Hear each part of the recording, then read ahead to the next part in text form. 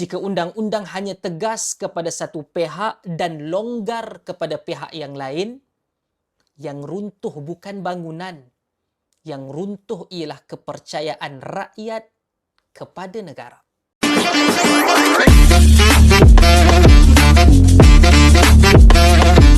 Bismillahirrahmanirrahim. Assalamualaikum warahmatullahi wabarakatuh. Sahabat-sahabat yang saya hormati sekalian.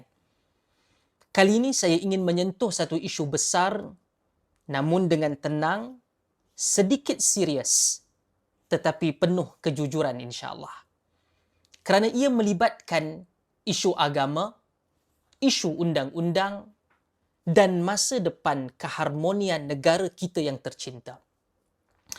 Niat saya bukan untuk mengeruhkan keadaan, tetapi untuk mengingatkan kita semua tentang prinsip keadilan yang menjadi asas penubuhan dan kekukuhan negara Malaysia. Isu pembinaan rumah ibadat tanpa kelulusan sah bukanlah satu isu baru dan bukan juga isu satu agama sahaja. Kita semua pernah melihat bahagian tambahan masjid yang dibina tanpa kebenaran yang akhirnya dirobohkan oleh pihak berkuasa demi mematuhi undang-undang. Pada tahun 2020, binaan tambahan Masjid Pekan Dengkil dirobohkan kerana ia dibina di atas tanah milik persendirian. Ia perit buat umat Islam.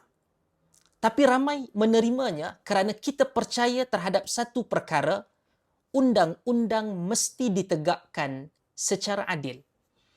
Jika undang-undang hanya tegas kepada satu pihak dan longgar kepada pihak yang lain, yang runtuh bukan bangunan, yang runtuh ialah kepercayaan rakyat kepada negara. Di sinilah kita mesti kembali kepada asas. Asasnya apa? Rukun negara. Dua prinsip yang sangat besar maknanya, keluhuran perlembagaan dan kedaulatan undang-undang. Dan ini bukan retorik. Ini ialah garis keadilan bagi sebuah negara.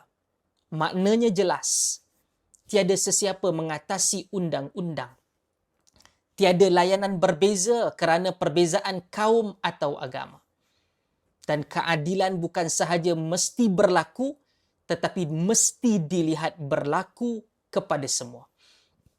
Tanpa semua itu, perpaduan yang ingin diangkat hanyalah tinggal slogan. Namun di sinilah juga saya ingin menyampaikan satu titipan teguran yang jujur kepada semua ahli politik di Malaysia. Politik yang hanya berfikir tentang menjaga sokongan satu bangsa atau satu komuniti akhirnya akan mengundang reaksi yang sama daripada pemimpin aktivis bangsa-bangsa yang lain.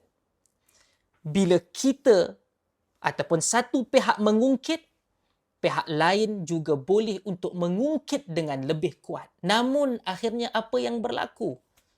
Bukan masalah selesai. Tetapi luka masyarakat makin dalam dan kepercayaan antara kaum makin rapuh. Negara tidak boleh dipimpin dengan logik siapa paling kuat sokongan kaumnya. Tetapi negara mesti dipimpin dengan satu logik. Apa yang paling adil untuk semua. Inilah perbezaan antara politik jangka pendek dan kepimpinan negara yang sebenar. Saudara-saudara dan sahabat sekalian, Malaysia ialah sebuah negara majmuk yang dibina dengan kesabaran dan toleransi sejarah yang sangat-sangat panjang. Keharmonian ini bukan sesuatu yang boleh dipertaruhkan hanya demi keuntungan politik sementara. Sebab itu isu agama mesti diurus dengan ketegasan pada prinsip, keadilan pada pelaksanaan, kebijaksanaan pada pendekatan, bukan dengan emosi, bukan dengan tekanan sentimen, dan bukan dengan kira-kira undi semata-mata. Maka kita juga tidak boleh menjadi terlalu keras sehingga merosakkan perpaduan dan kita juga tidak boleh terlalu lembut sehingga prinsip-prinsip asas keadilan diketepikan. Jalan yang dipilih untuk Malaysia ataupun jalan Malaysia bukan jalan ekstrim. Jalan Malaysia ialah jalan keseimbangan yang adil kepada semua, tegas pada undang-undang dan tenang dalam menyelesaikan konflik. Menjelang masa depan politik negara termasuk menuju pilihan raya yang akan datang, semua daripada kita, semua pihak perlu sedar. Yang paling berbahaya bukan kehilangan undi, tetapi kehilangan rasa keadilan dalam sanubari hati rakyat. Apabila rakyat merasakan undang-undang tidak adil, kemarahan mudah menyala. Dan ketika itu, perpaduan menjadi sangat rapuh dan murah. Sebab itulah, apa yang ingin saya tekankan di sini, jalan paling selamat untuk negara ini sangat jelas. Kembali kepada rukun negara. Keluhuran perlembagaan dihormati tanpa pengecualian. Kedaulatan undang-undang ditegakkan tanpa pilih kasih. Dan jika ini dijaga, dipelihara, insya-Allah agama terpelihara, masyarakat kekal harmoni, negara terus kuat dan stabil. Dan akhirnya saya ingin tegaskan, suara seperti ini bukan suara kebencian, tetapi suara tanggungjawab kepada Malaysia.